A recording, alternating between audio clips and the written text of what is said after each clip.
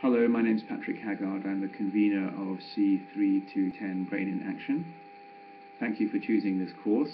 I look forward to meeting you, and I thought I would experiment this year with making an introductory video just for initial chat, as it were.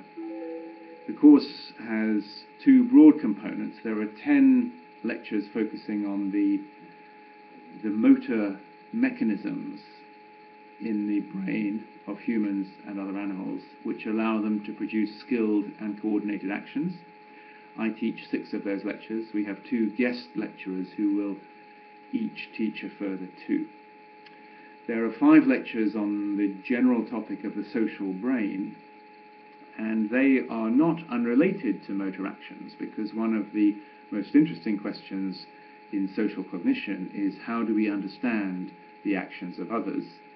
How do we regulate our actions so that they're socially appropriate? And those lectures are taught by Sarah Jane Blakemore.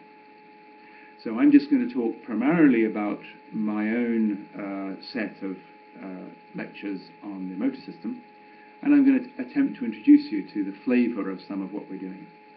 Some people are surprised to see a course on the brain areas that control our muscles in a psychology department. I'm not surprised. I think it's very important. I'm biased. Why? Well, because in psychology the fundamental question perhaps is the question, why did she do that?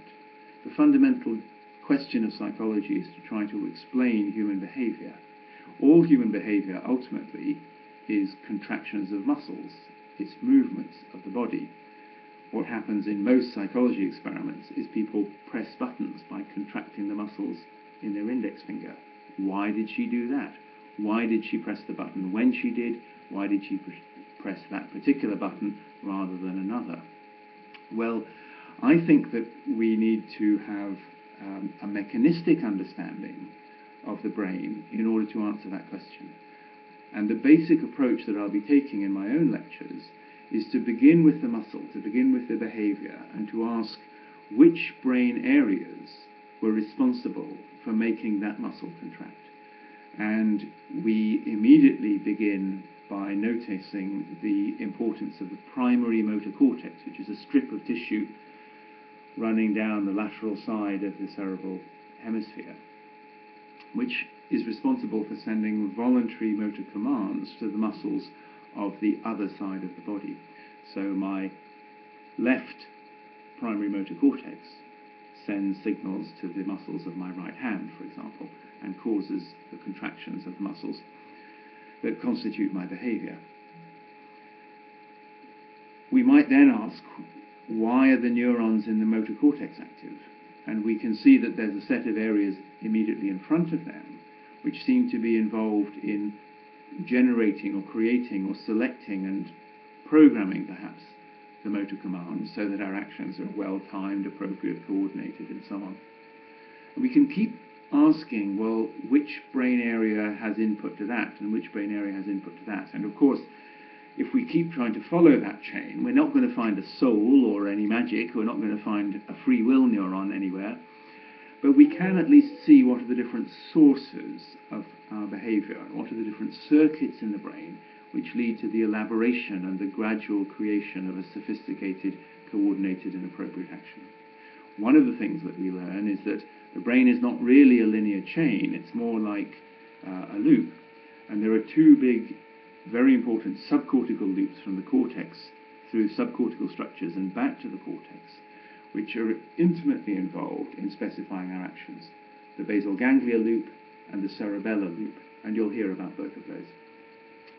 The approach is basically mechanistic, because the idea is that the detailed pattern of our actions must be understood in terms of the neural activity in the various brain areas, which then project to the spinal cord and to the muscles. So we're really concerned with quite mechanistic detail of how does a particular behavioral pattern get assembled by the brain. I think a good feature of this course is that we introduce you to many different methods. So we will learn about patients with lesions which prevent particular aspects of coordinated movement. We'll learn about neuroimaging using fMRI and PET, and EEG, which shows when different brain areas and circuits become active. We'll see quite a lot of recordings from single neurons in animals, and in some very rare cases where it's clinically justifiable also in humans, where we can see how individual neurons act, if you like, as computational units to build up a pattern of behavior. People often ask about textbooks and preparatory reading. There's no single textbook which is quite perfect for this course, but the best one at the moment, I think, is a section in Gazzaniga's Handbook of Cognitive Neuroscience, 4th edition, MIT Press, which has a section on motor systems comprising just 5 or 6 chapters, but with the same anatomical principle of organization that we'll be using in the lectures, and covering most of the key structures. It's perhaps a little bit thin on the frontal areas like the supplementary motor area and the premotor cortex, which project back to the primary motor cortex, but I think we can cover that in the lectures. I like to think that you get quite a lot of transferable skills from this course, so most of you, I fear, will not go on to spend the rest of your lives working in motor neuroscience. Perhaps that's a good thing, perhaps that's a bad thing.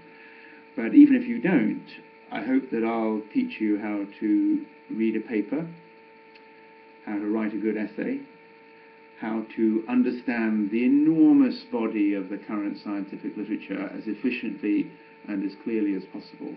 So I'll give you tips for reading and for navigating through all of the thousands of papers on the motor system, which you clearly can't read all of. And the question is, how do you find the key ones and how do you read them smartly and intelligently? So good luck. I'm glad you've chosen this course. We normally enjoy it. I look forward to meeting you. Do feel free to read. In fact, you must read, and to ask questions. So ask questions during the lectures, at the end of the lectures, come and see me.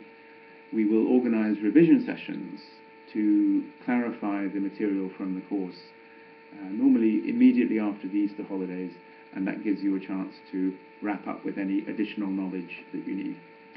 So start reading, enjoy your contacts with the question and with the literature, and I look forward to meeting you soon. Goodbye.